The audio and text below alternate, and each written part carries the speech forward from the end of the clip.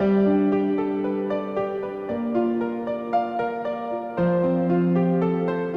little town of Epsom first became famous for its natural mineral water when a local farmer of name Henry Wicker took his cattle to a watering hole near Epsom Downs.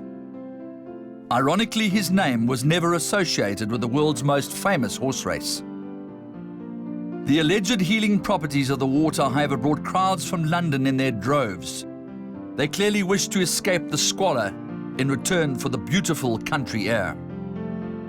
The year 1661 saw the first recorded race to be held at the Downs, and the tradition continued until the summer of 1780, when one of the sport's greatest spectacles was established. Edward Smith Stanley, the 12th Earl of Derby, arranged a race for himself and a few close friends to race their 3-year-old fillies over a mile. The race was named after his estate known as the Oaks, and the race was such a resounding success that the following year, another race for colts was added.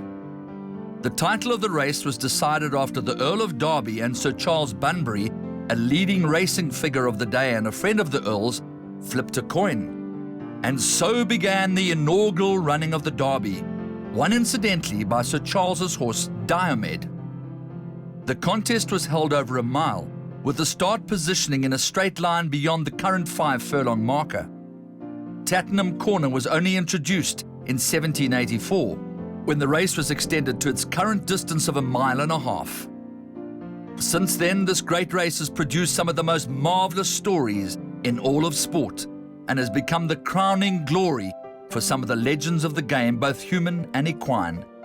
It is the rock upon which the modern thoroughbred is founded and consequentially earns each year's winner a place in history amongst the immortals equine. This year, Channel 4 takes ownership of the INVESTEC Derby, and Simon Holt, who'll be calling the race, tells us about the outcome of the Dante Stakes, the most important pointer to the outcome of the INVESTEC Derby.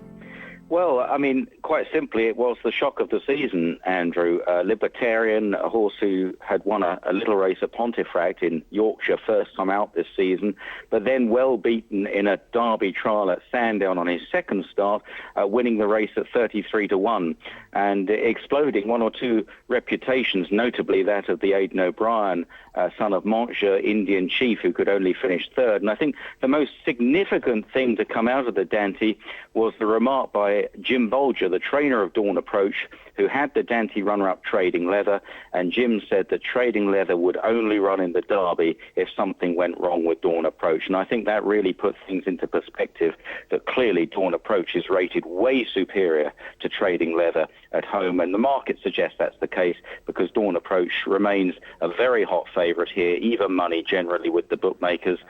Libertarian, the Dante winner, is about 20-1, and Trading Leather is as long as 33-1 with one bookmaker. Now Trading Leather arriving in the centre to challenge Dashing Star. Guerre away to the right, stalked there by Windhook. Away to the left, Secret Number. Further left to Greatwood, and down the centre, O'Brien on the move at Indian Chief. Guerre, though, is the first one to commit down, passing the two. Can he fend off a Windhook, then Trading Leather? Indian Chief now switches to the far side. Greatwood isn't getting on terms. Windhook, Guerre, Indian Chief the far side. Libertarian staying on from the rear. Windhook nosing ahead from Guerre. Trading Leather fighting back gamely on the near side. Indian Chief and Libertarian on the far side across the track. Libertarian has quickened up best of all. Didn't travel. A huge shock in the Dante. And of course, there couldn't be two more contrasting types of race courses, even though they're both left-handed. York is about as flat as it comes, the Knavesmire, and well, we know that the reputation of the Epsom Derby, sponsored by INVESTEC, of course, is something unique. Well, absolutely, but it hasn't stopped the Dante being perhaps the most significant Derby trial, and really, with all respect to Libertarian, it doesn't look as though it's going to deliver a Derby winner this year. Libertarian is a huge colt. He was on and off the bridle in the early stages at York. He was not really able to go the early gallop with ease, but he stayed on very strongly at the finish. But whether he's going to act around Epsom is a big question mark. Whether he's going to be able to lay up in the early stages, though doubtless he'll be staying on at the finish. To be honest, he looks more of a St. Ledger horse than a Derby horse. O'Brien has got 5 colts towards the top of the betting. Battle of Marengo, who won the Derrinstown trial, which is a key trial in Ireland, and won by the likes of previous Derby winners like Galileo and High Chaparral, who of course were both trained by Aidan O'Brien. Battle of Marengo is second favourite for the Derby, although it was a workmanlike performance at Leopardstown. And then you've got Ruler of the World, who won at Chester. Mars, who was quite a taking, running on 6th in the 2000 Guineas. I think he's still an interesting horse. Magician, who won at Chester, but seems more likely to go for the French Derby. And then Nevis, who won at Lingfield. But he's a 25, 33 to 1 chance, and that form doesn't look very strong. Overall, they've all got Dawn Approach to beat, but as you mentioned earlier, there are 1 or 2 dark horses lurking. Okay, now, Simon, what about Okavango? Yeah, I think this is a really interesting runner. He's an unbeaten horse in France, trained by the brilliant André Fabre, who won the Derby a couple of years ago with Pour Moi. And Okavango has taken a very similar route. He won the Prix Greffure over at Saint-Cloud, which is a course in the Parisian suburbs recently, beating a horse called Bravo Dino, who represents the Niarchos family. And Bravo Dino has some very strong entries. He's in the Derby itself and the Irish Derby as well. And Okavango had to make his own running, and he won pretty comfortably. And he's been very impressive. And he currently is 4th in the betting for the Derby, behind the even money favourite Dawn Approach. He's a little bit difficult to assess, as was Pour Moi before the Derby. But if André Fabre sends one over, then you have to pay it tremendous respect. Well, in the limited amount of time that we've been privileged enough to attend the INVESTEC Derby, they've delivered some sparkling performances, not least of all its inaugural running with See the Stars, a course record with Workforce, a truly spectacular performance by Pour Moi, and then, of course, last year's winner. It's not a foregone conclusion that he won't turn out to be a very good horse, even though the crop looks ostensibly quite weak. Yes, I mean, Camelot, he was a very impressive Derby winner last year. It was just that the form didn't really work out very well. And, of course, he failed in his attempt to win the Triple Crown by winning the St. Leger at the end of the season. But he's returned with a win this season. I think there's still every chance that he may prove to be an extremely smart older horse. The Derby is very rarely won by a bad horse. It takes an awful lot of winning. It is the supreme test of a thoroughbred, 1.5 miles. But to give you an idea, the 1.5 miles at Epsom is much stiffer than, say, the 1.5 miles at the Curragh. And the average time is a few seconds slower than at the Curragh. And that's because the first half of the Derby is almost uphill all the way. It's a real test, and any horse that races too freely in the early stages is not going to get home. The Derby is also run on a course which is very undulating, up and down and round some sharp bends, notably, of course, the famous Tattenham Corner, and there's quite a camber on the straight, in the straight, which tends to push horses towards the inside running rail. So a horse has got to have everything. It's got to have the speed and the class to lay handy. It's got to be good enough, but all importantly, it's got to be balanced.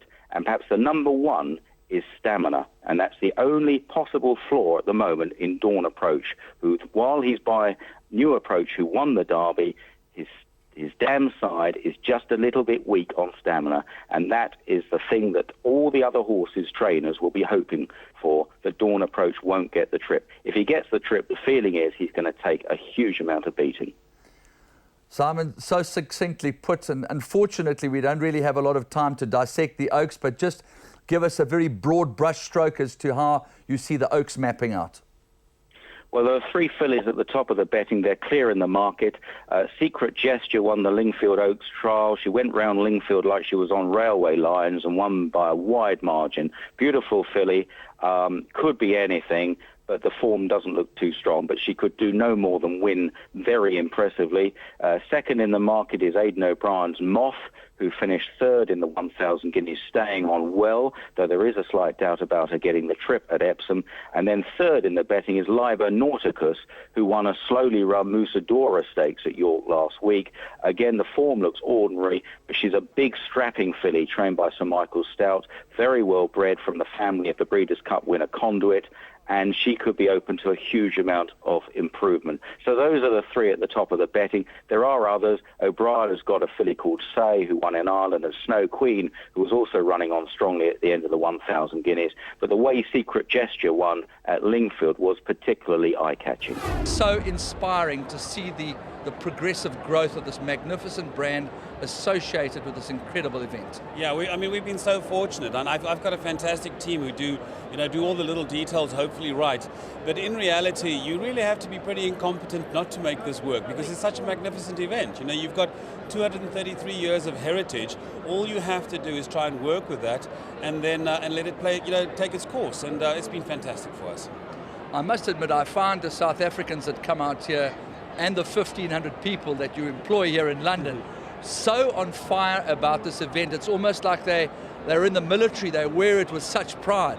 You know, we love it, and it's also, I mean, the time. You're right at the beginning of the English summer, which is an awesome time, because you go through a long winter, it's been grey, people need good news, you've got all the terrible news coming out of the European economic story and all sorts of things, and then you have these little rays of light. So you just feel ready for a big event, and it gives people a reason to dress up, to go out, to smile, to have a laugh, to take a flutter on the horses, and just to have a party with friends. So it's fantastic for us.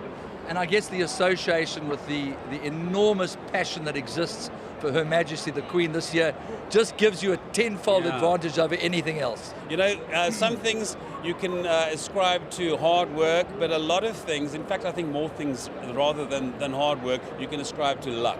And we've been so fortunate. I mean, when we started off, we had See the Stars. What a magnificent story. Then we had workforce just running away. Last year, the whole drama with poor Moi and the Queen not winning again. Yes. And then along comes the Diamond Jubilee, which is just, and the Queen so loves this event. So you sit back and you go, how lucky can you get? You know, we've been very fortunate. Yes, I loved what you said last year, that sometimes I think we overestimate our genius as marketeers when such a great event lays all these things out for you. But, you know, the attention to detail is something quite extraordinary, I have to say. You know, I agree completely with the whole concept of looking at the detail, and it's also just the little touches. You know, you can do all your technical stuff, but then you've got to look at what are the little touches that make a difference for people, what are the little touches that complement the event, what can you do that fits in with the environment rather than what imposes yourself on the environment. But you know, there's a bit of work. We start a week, 2 weeks usually, after the Derby to plan the next year's Derby. So you're thinking about it the whole time. You know, the legendary Gary Player said, you know, the more practice, the luckier you get. And we've been lucky, but we've done a bit of practice.